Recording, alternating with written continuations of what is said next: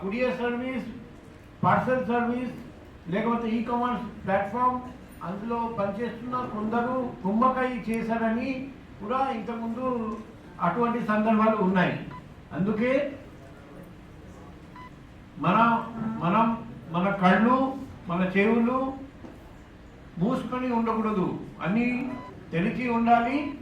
ఏదైనా red flag అయితే వెంటనే మా దృష్టికి తీసుకురావాలి. ఇప్పుడు కూరియర్ సర్వీస్, పర్సనల్ సర్వీస్ లేకపోతే ఈ కామర్స్ ప్లాట్ఫామ్ ద్వారా నంబర్ 1 నార్కోటిక్ డ్రగ్స్, అందులో గాంజా ఉండొచ్చు, సింథటిక్ డ్రగ్స్ ఉండొచ్చు. నంబర్ 2 వచ్చేసి స్టోలెన్ ప్రాపర్టీస్, క్యాష్ ఉండొచ్చు, బులియన్ ఉండొచ్చు. నంబర్ 3 యాసిడ్స్, ఇంతకుముందు యాసిడ్ అటాక్ జరిగింది, లేకపోతే పాయిజన్స్, ఎనీ పాయిజనస్ సబ్స్టెన్స్. తర్వాత తెలిసింది ఈ కామర్స్ ప్లాట్ఫామ్ ద్వారా అవి తెప్పించారండి. తర్వాత బాంబ్ మేకింగ్ కోసం యూజ్ చేస్తాం, ఎక్స్ప్లోసివ్ కోసం యూజ్ చేస్తాం, అటువంటి ఇంగ్రీడియంట్స్. లేకపోతే ఫైర్ ఆర్మ్, వెపన్, మారణాయుధాలు, ఏదైనా అంటే మీకు తెలుస్తుంది ఆ కంటెంట్ లీగల్ కాకపోవచ్చు, అనుమానం చాలు మాకు తెలియజేయండి. డ్రగ్ సందర్భంగా కొన్ని రెడ్ ఫ్లాగ్స్ నేను చెప్తున్నాను. నంబర్ 1 సస్పెక్టెడ్ కంట్రీస్, మనకు తెలుసు. ఒకటి మన వెస్ట్ సైడ్లో Pakistan, Afghanistan, Iran.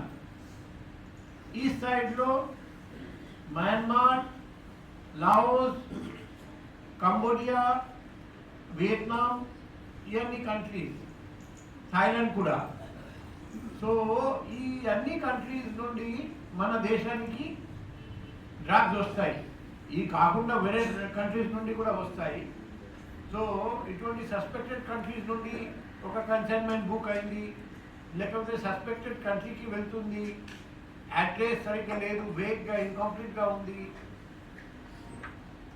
ID booking person ID and consignor declared consignor ID miss match ఉంది, ఎవరు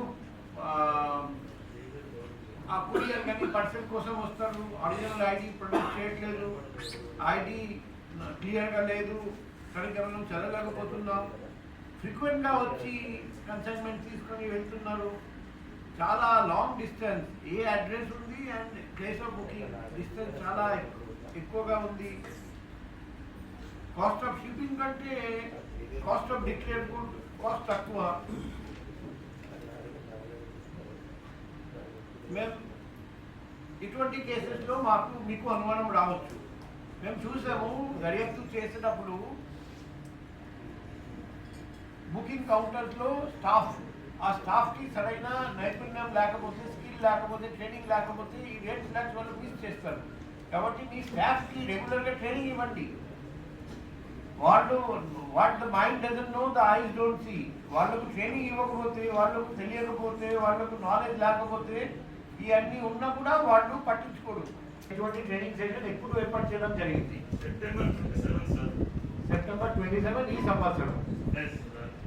సో ఓకే, సెప్టెంబర్ తర్వాత అక్టోబర్, ఇప్పుడు నవంబర్, 3 months 3 trainings. సో ఈ సెప్టెంబర్ 27 తర్వాత ఈ రోజు వరకు ఎన్ని కేసులు మీరు ఇక్కడ నాకు అనుమానం ఉంది, ఏదో ఒకటి కంట్రాబ్యాండ్ ఐటమ్ ట్రాన్స్పోర్టేషన్ జరుగుతుందని నాకు అనుమానం ఉందని పోలీస్ వాళ్ళకు కానీ ఎన్సీబీకి కానీ ఏమైనా ఇన్ఫర్మేషన్ మీరు ఇచ్చారండి? అదే చెప్తున్నా.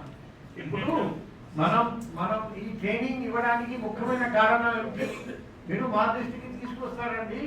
ఇక్కడ రైల్వేస్ ద్వారా కూడా, రైల్వే కంటైనర్స్ కూడా బాగా డ్రగ్ సప్లై అవుతుందని మాకు ఇన్ఫర్మేషన్. సో ఈ బైక్ ట్రైన్ వస్తుంది కదా, అందులో కూడా డ్రగ్స్ ఉంటాయి. సో మాకు మీరు ఇన్ఫర్మేషన్ ఇస్తే అప్పుడే మేము అనుకోవచ్చు ఈ ట్రైనింగ్ సత్ఫలితమించింది అని. లేకపోతే ట్రైనింగ్ కొరకు పరిమితం అయితే మనకు లాభం లేదు, మీకు లాభం లేదు, మాకు లాభం లేదు, ప్రజలకు ఎటువంటి బెనిఫిట్ రాదు.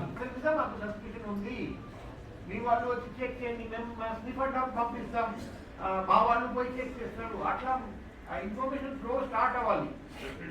నాయక్ గారు ఆల్రెడీ మా ఫోన్ నెంబర్ కూడా ఆయన ఇచ్చారు. ఆల్రెడీ మా టీటీడీ స్కీమ్ ఎవరైతే ఉన్నారో మ్యాక్సిమం నోట్ చేసుకున్నారు. ఏ ఇన్ఫర్మేషన్ ఉన్నా మేము ఇమీడియట్ గా అప్డేట్ ఇస్తాం. నేను నాయక్ గారు